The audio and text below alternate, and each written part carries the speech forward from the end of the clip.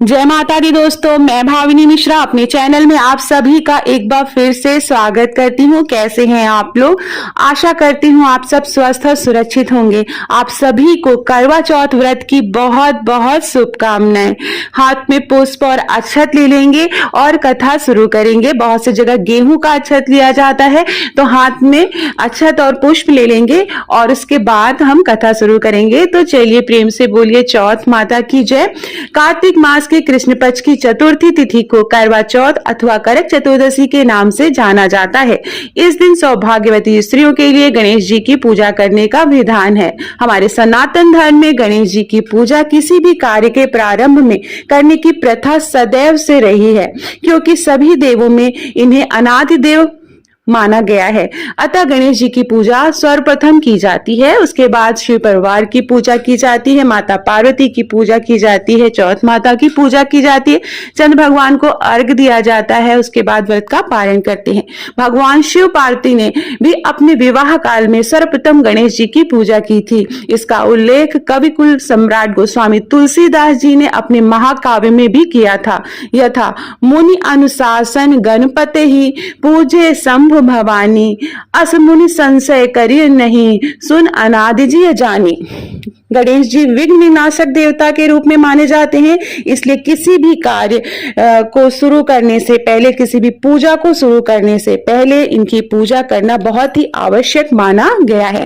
तो आइए सुनते हैं साहूकार कन्या की कथा, जो कि बहुत ही प्रचलित है। इस कथा को पूजा के बाद जरूर सुनना चाहिए। एक साहूकार के 7 पुत्र और एक पुत्री थी। कार्तिक कृष्ण चतुर्थी के दिन साहूकार की पत्नी, उसकी सभी बहुओं एवं कन्या ने संयुक्त रूप से व्रत का अनुष्ठान किया। सभी लोगों ने एक साथ सायंकाल में गणेश पूजन किया।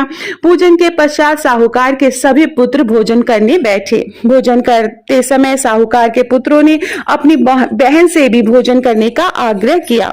बहन ने उत्तर दिया कि तुम सभी लोग भोजन कर लो, मैं चंद्रोदय होने के पश्चात अर्घ दे लेने के बाद ही भोजन करूंगी। बहन की बात सुनकर भाइयों ने कुछ दूर पर मैदान में अग्नि जला दी और उस अग्नि के प्रकाश को छलनी में से दिखाकर कहा, बहन देखो सामने चंद्रमा निकल आया है, अब तुम भी भोजन कर लो। भाई की बात सुनकर उस कन्या ने अपनी भाभियों से भी यही बात दोहराई। उनकी भाभियां इस कपटपूर्ण बात को जानती थी। उन्होंने उससे कहा कि अभी चांद नहीं निकला है, तुम अभी व्रत मत तोड़ो। तुम्हारे भाइयों ने अग्नि के प्रकाश द्वारा तुम्हें चंद्रमा के उदित होने का भास कराया है, परंतु अपनी भाभियों की बात पर उस कन्या को कोई ध्यान नहीं दिया। उसने अर्घ दे डाला और उसके बाद भोजन भी कर लिया। उसके इस कृत्य से गणपति भगवान अत्यधिक रुष्ट हो गए, जिसके फलस्वरूप उस कन्या का पति भयंकर रोग से ग्रस्त हो गया। चिकित्सा आदि कराने से संचित धन नष्ट हो गया और वह अत्यंत शोकाकुल होकर कष्ट भोगने लगी। कष्ट भोगने के बाद जब उसे अपनी भूल का ज्ञान हुआ तो वह बारंबार मन में पश्चाताप करने लगी। उसने अपनी भूल के लिए गणेश जी से क्षमा याचना की और व्रत को पुनः भक्ति पूर्वक पूरा किया। उसकी आराधना से गणेश जी प्रसन्न हो गए और सभी कष्टों का निवारण कर उसे धन धान्य से पूर्ण कर दिया। अतः इस व्रत को जो प्राणी विधि पूर्वक संपन्न कर लेता है, उसकी सभी आशाएं, सभी मनोकामनाएं पूर्ण हो जाती हैं। इस प्रकार कथा श्रवण करने के पश्चात चंद्रोदय हो जाने पर चंद्रदेव को अर्घ प्रदान करना चाहिए। अर्घ में जल, पुष्प, अक्षत, चंदन एवं रुद्रफल को अर्पण करना चाहिए। घी का दीपक लाकर चंद्रदेव को दिखाना चाहिए।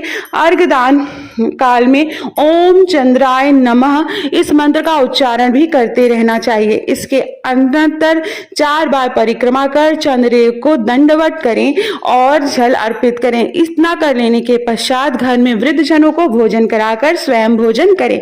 पूजा काल में जो भी पदार्थ अर्पित किए गए हैं, जैसे कि नैवेद्य, फल, फूल, प्रसाद आदि को ब्राह्मणों को भी दान करना चाहिए। इस प्रकार भक्ति भाव से जो लोग इस चतुर्थी का व्रत करते हैं, उनकी सभी मनोकामनाएं पूर्ण हो जाती हैं, उनका सौभाग्य अखंड होता है। सभी गणेश चतुर्थी में षोडशोपचार पूजन करने का विधान है। करक चतुर्दशी के अतिरिक्त सभी चतुर्थियों में नैवेद्य के रूप में लड्डू का भोग अर्पित करना चाहिए। गणेश जी को मोदक विशेष रूप से प्रिय है, इसलिए उन्हें मोदक भी अर्पित करना चाहिए। हमारे यहाँ चावल के लड्डू जो है वो दिए जाते हैं।